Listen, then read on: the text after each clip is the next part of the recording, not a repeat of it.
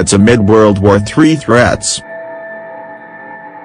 The president made the request in July during a wide-ranging review of America's military position after being shown a slide depicting the size of the U.S. nuclear arsenal, 3 officials have told NBC News. He is understood to have pointed to the highest number on the chart, about 32,000 nuclear warheads in the late 1960s, and told his advisers that he wanted to increase the current 4,000 warheads to a similar number once more. Senior advisers told him this would break a wide array of weapons treaties and risk triggering a new global arms race. Chairman of the Joint Chiefs of Staff Joseph Dunford and Defense Secretary James Mattis were also at the meeting with Mr. Trump and Mr. Tillerson. Mr. Tillerson allegedly called the president a moron once the president had left the room.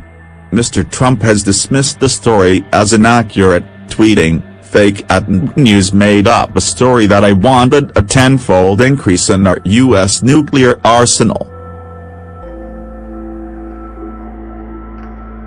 Pure fiction, made up to demean." With all of the fake news coming out of NBC and the networks, at what point is it appropriate to challenge their license? Bad for country.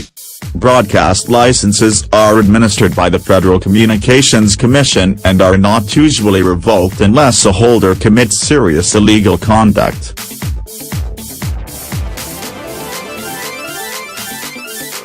Mr. Mattis also issued a statement last night, describing the report of the alleged request for more nuclear weapons as absolutely false.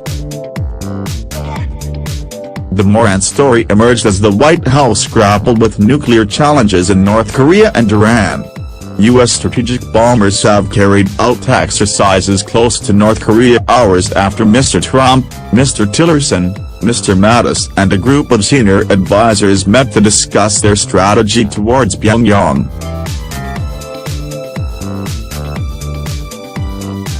The president said, "I think I have a little bit of a different attitude on North Korea than other people might have. I listen to everybody, but ultimately my attitude is the one that matters, isn't it?"